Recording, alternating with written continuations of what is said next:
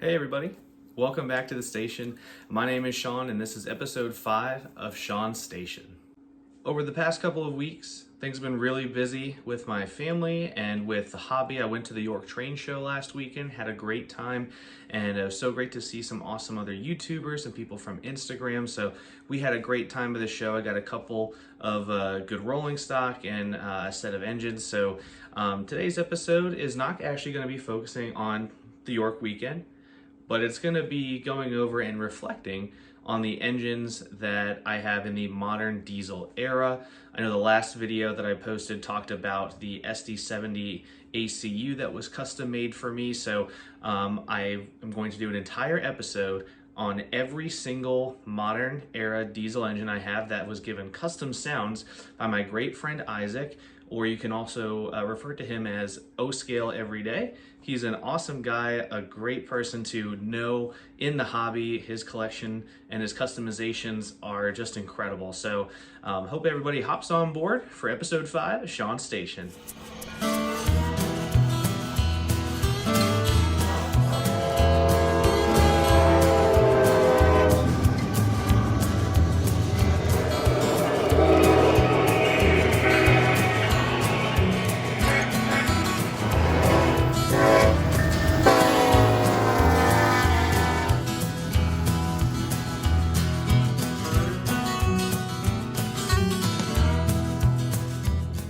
We all know I don't run Lionel trains, I just run MTH. Oh, come on! And that's okay, everybody has their preferences. I run MTH engines because to me they're easier to operate on the DCS system, and it doesn't deter me from having Lionel non-powered engines, Lionel rolling stock. You know, I run everything on fast track. It's right over there. There's Lionel scenery, also right there. So I just prefer to run MTH for my power. But anything else, it can be Lionel, but that's okay. We're gonna be okay. And when it comes to modern power that you run, you only have 2 options, EMD and GE. Which ones are better? My personal preference when I worked for NS was any EMD power. I love the SD60 ACEs, the SD60 ACCs, the 1800 cab numbers. All of those, they just were really powerful. They were strong. I love the horns on them too. They just sounded so powerful and epic. G, on the other hand, I was used to a lot of Dash 9s, smelling terrible on the inside. The ES44s, I would probably say they're probably the best one in my opinion of the GE classes of modern day power that run. The newer 4000s of the rebuilds of Dash 9s, I think they're AC 44C6Ms. I don't have any in the collection. I know MTH made some, they're very hard to find. Those ones, of course, they have that new car smell, the new train smell when the newer ones are released, but they rattled so bad, like so much my paperwork would just shake off the desk that I had on the conductor side of the cab, so they were not my favorites. EMD though, very nice. Whether you prefer GE over EMD or EMD over GE, it doesn't matter. It's your preference, it's your hobby, and we all get to have fun with it. All the engines I have, I took them out. I have 16 total modern day diesel engines, from NS Power through Heritage units, even to the Amtrak P42 that I have. So all in all, 16 total engines. I have 7 GE and 9 EMD. So it's almost even. If you haven't noticed, since I like EMD more, they have the higher tally. But you never know, could even out. We'll see. More trains is better than no trains. But we're gonna look at all of them individually, one by one, and we're gonna run them all. We'll get a different video of each engine and show you all some close-ups of them. So let's start with GE. So here is all the ES44 AC locomotives from the GE half of my collection. From the back to the front, NS8015 is a non-powered unit. The headlight and the tail lights of the locomotive do light up, and it's a great engine that is just used in the background of a consist or a lash up, just to look like it's still got some more power. And honestly kind of falls in suit with NS because they'll have a lash up of about 5 engines, but only 2 of them could be running. The rest are just in tow. So it's a great engine to have. Nice, sleek, clean looking. Love having that part of the collection. NS8046, I had actually gotten back a couple days ago from Isaac. We had some trouble trying to find the best horn because the Pennsylvania Heritage Unit 8102 and NS8051, they had the same horn, but I kind of wanted this one to be a little bit different just because you want to have some engines that have some variety in them for their horns. But 8046 had a really good horn that we found on the audio. We both concurred on it, and then Isaac did his work to get it installed. And then the last two, 8051 and the 8102, they're actually the same horn. It was recorded from the real NS8102, and they all sound fantastic. So let's go take a look at their horns. All right, I have all the engines powered up and on the track, so let's go listen to them. We'll start from right to left. This is the NS Pennsylvania Heritage Unit, number 8102.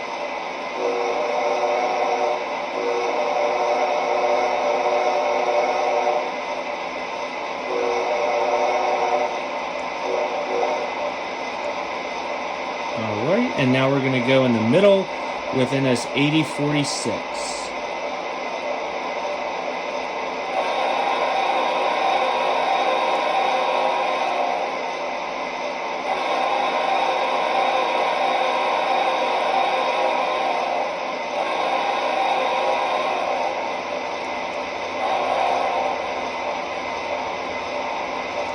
Alright, last but not least, on the left we'll go with NS 8051, same horn as the Pennsylvania Heritage Unit.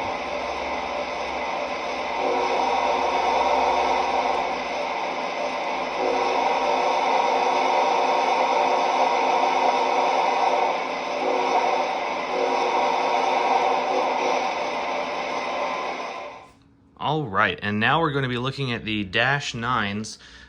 Both of these engines are Protosound 3. They essentially have the same paint scheme. I haven't really seen anything that looks different between both of these engines other than just the cab numbers, honestly. Pretty much mirror images of each other. Again, the only difference is that one is NS9250 and the other one is NS9253. I do know that there are a couple others out there, and don't get me wrong, you know, I'm a biased EMD fan, but as far as Dash 9s go, I don't think NS made any that were just plain black and white, unless they were a very old Proto 2. But these ones are very, very nice.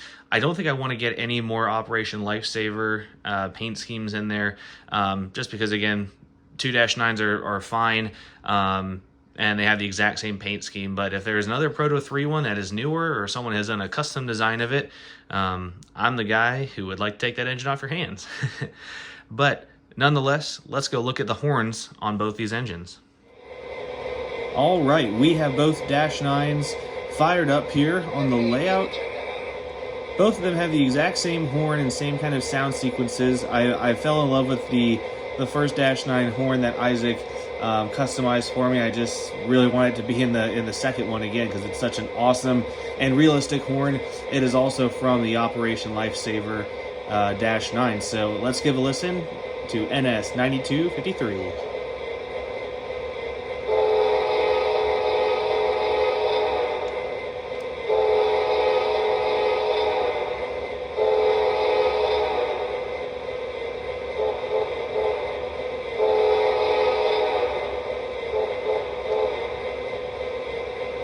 All right, and then let's do 9250.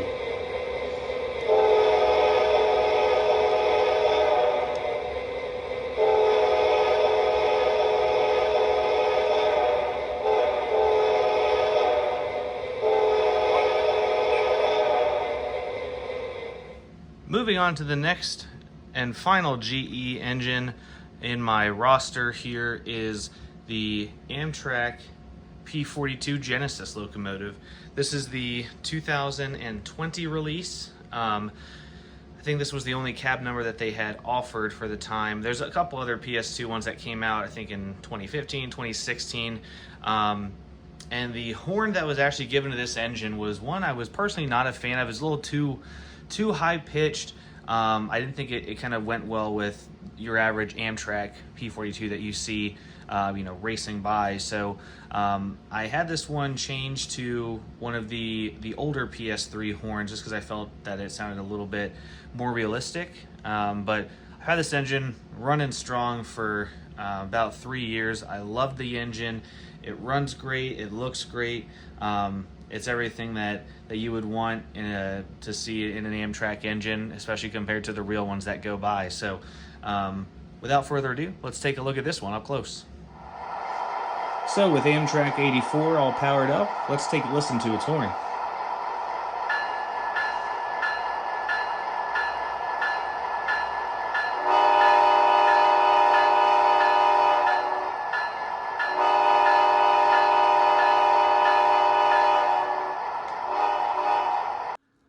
All right, and now as you can clearly see, we are out of the GE half of the collection, and we're now moving into EMD with these two SD60E locomotives. I originally started out when I got into O-scale. I had the veterans unit and the first responders unit. Both of them ran great. They were really, really cool, but I never saw them when I worked for NS. I only saw these black and white ones everywhere across Enola Yard and Harrisburg Yard. So when I wanted to start searching for them, it was really hard to find just the black and white ones. I made a trade with a good friend, Evan Diaz. He's an associate at Toy Trains and Collectibles in Manassas. We made a train swap where he gave me 6965, and then the only available 60E that I could find with 6957. It was full price MSRP from another company on the West Coast. So I paid top dollar for 6957. So it was so worth it to have both of these engines added to the collection. Each of them have their own unique horn that is associated with the actual engine and the cab numbers. So you'll notice that 6965 has more of the Nathan K5LA horn. I'm probably mispronouncing that or giving it the wrong category because I don't focus too much on the names of the train horns. But you'll notice that 6957 has been blessed with the Leslie RSL3, RS3L. I can't remember it, but each of them have such a unique horn. So let's go listen to them and let me know in the comments as well which one you liked the most. All right, both of them have that beautiful EMD purr and their idle sequence right now. So let's listen to NS6965 on the right.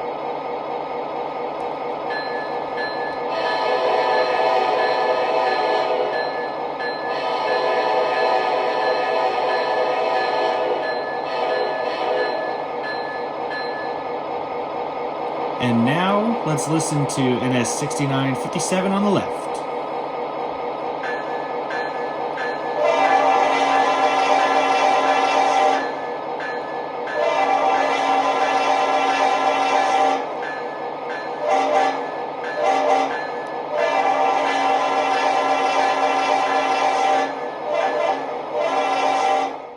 Next up on the list of EMD power is these Fantasy Paint Scheme Pennsylvania Railroad SD70 ACEs. These are from the MTH Premier line. They are scale locomotives, and they are numbered 1850 and 1857. Both of these engines are absolutely beautiful. I love them, number one, because they're EMD. Number two, they're SD70 ACEs. And number three, they've got the Pennsylvania Railroad paint scheme. I can honestly wonder what could have been, because these engines actually came out before the Heritage Unit program through Norfolk Southern. So makes you wonder if these ones could have been the real Heritage Unit, or if the Tuscan 5-stripe was already destined to be there. So regardless, I'm glad I have the Tuscan 5-stripe NS8102 and then these two aces as well. I know MTH released 3 of them. And the third one, the cab number, I believe, is 1846. So if you or somebody you know has the Premier version of that, I would love to make a deal on that, because then I would get all 3 of these and make an epic excursion train. I currently use 2 of these behind my T1 duplex for a really nice fantasy excursion train. They look great together, just the same Brunswick green, the 5-stripe, and the passenger cars behind it is absolutely beautiful. But these engines, it took me a while to find the best custom sound possible for them. And since these were Proto 2 diesels, not Proto 3, we had to make sure that they were a solid enough sound that Isaac could upload, because it's a little bit trickier with PS2 locomotives compared to PS3 ones. But regardless, let's go check out the awesome sounds on these engines. So both of these engines do have the exact same horn. I didn't want them to change. I just thought they worked great since I would be running them pretty much in a lash up. No need to give them two separate horns. I did get them changed to have the electric bell sound because they were originally given a Air one where it just sounds like a little click and ring, and I wanted these to be more realistic and prototypical. So we'll take a look at the bells, the horns of these beautiful fantasy paint scheme engines.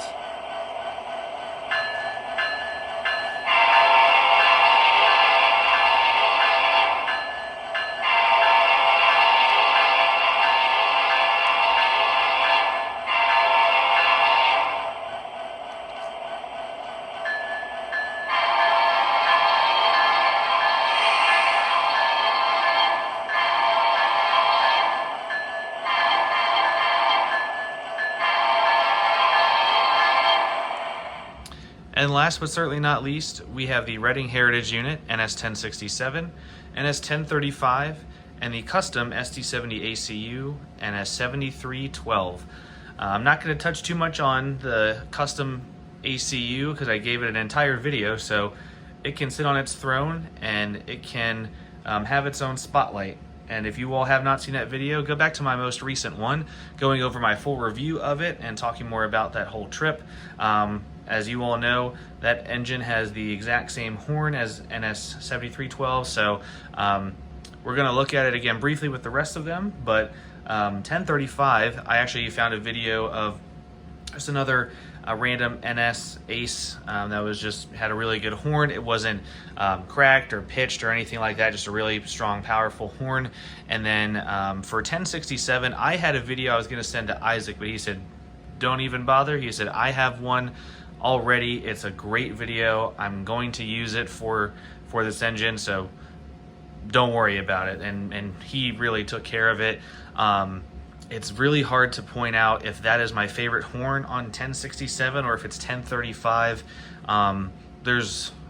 I could probably make a list of my top 3, but all of the engines are just so incredible. I cannot pinpoint one horn to be best than the others because I listen to them and I'm like, oh, I like that one, or the previous one was pretty good too. So all of them are just great. But enough of me talking, let's go listen to these engines. All right, so starting from the ACU, we'll make our way down to the left and check out all these horns.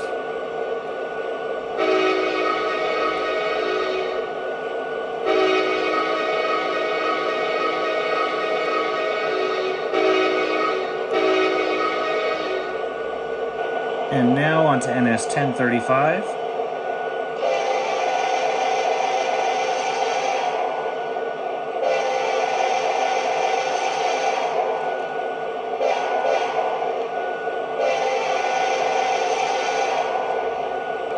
And now the Reading Heritage Unit, NS 1067.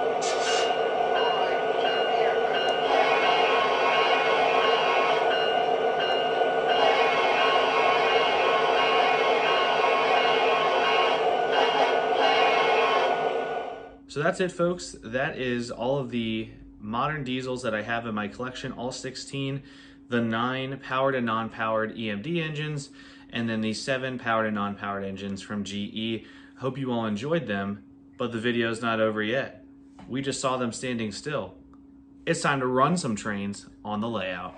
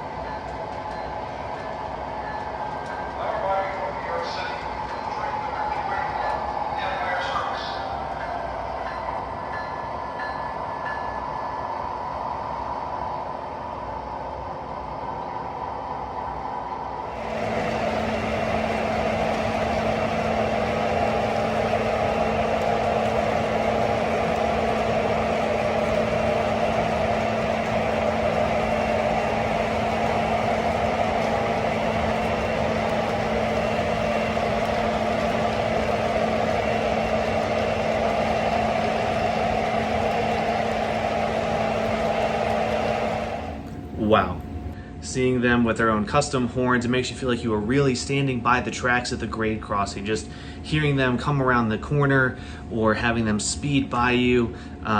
Just really, really great enhancements that were done to the powered engines that I have. Again, Isaac, thank you so much, my friend, for helping me to have this unique and wonderful, just characteristic of my engines throughout the layout and just letting them run. So I truly appreciate all the hard work you put into them, and I hope all of you check out his Instagram profile, check out his YouTube page. He's a very kind individual, a great person, someone I am so thankful to know in the hobby, and he has a wonderful collection of his own, so check out his videos as well. And now, some news for you all. As you all know, this layout has been built. It took my dad about three months where he and I worked together every other weekend, building the legs and the framing for the tables. And then after that, I had some friends come over to wire it up. We worked on the track design and everything. And it's been so amazing. It's been so wonderful. But there are things that are more important than having a train layout, having trains in general, and that's making sure that you, your family, and your loved ones are taken care of. I really don't know how to put it into words. I didn't write a script or anything for this, but my family and I, we are moving. This house that we currently live in, we're renting it. It is a really nice, standalone house, even though it's a rental, but we want to own our own home. We want to have a house that is under our name, that we can grow in with our family. We have another baby on the way due in July. It's a boy, and my daughter, she already loves trains, and I know my son is definitely going to love them as well. But with this wonderful layout, everything is going to be packed up. The tables will be broken down, the track will be put away, and this is going to be a new chapter for my life, for my family, and for the layout as well, and part of the collection. So with that being said, it is heartbreaking and bittersweet that I am taking down this layout. This is the last video I'm going to be making for a while.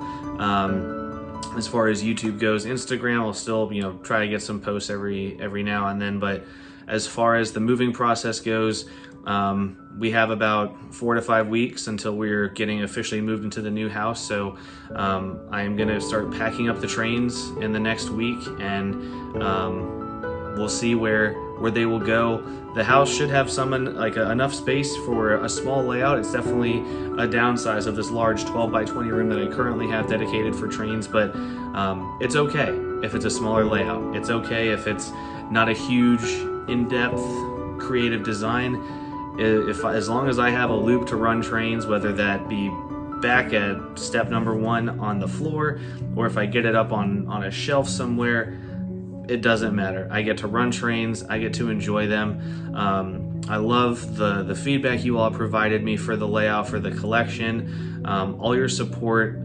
There's even ones who started being in communication with me when I was still a conductor for Norfolk Southern. So everything has a start and finish to it.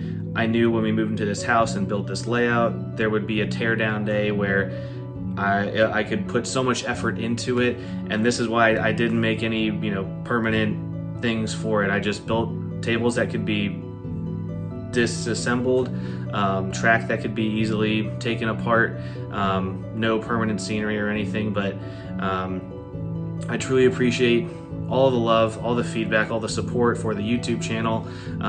We're not done. We're not ending anything whatsoever. This is just a new chapter, and I'm so thankful to have this layout, and I can't wait to see what the new one looks like. I'll appreciate all of your support along the way.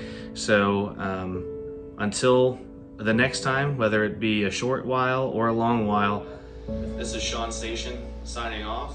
I'll catch you all later. Hey everybody, sorry for that really weird breaking the fourth wall thing I just did. We are in the new house. I was supposed to post this video almost 2 months ago. It was supposed to be a week after York, so doing the math, we're almost 3 months from when that happened. It was just a lot. with moving, packing everything up, my wife being very pregnant, and just so much going on. So I figured life first, video second, makes sense. Got to get your priorities straight. But here we are. This is the new basement. It's not very large. The potential for a train layout is a 7x8 at best, and that's half the size of my last layout, but that's okay.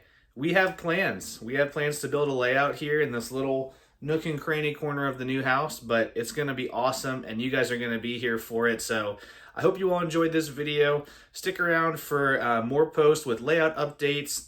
It's, again, easier build just because it's a smaller area, but a lot of updates are going to be coming on Instagram, and then I'm going to try to get a progress layout here on YouTube next. So look forward to seeing you guys. Hope you all are doing well, and we'll see you at the next stop. Sean Station signing off for real this time.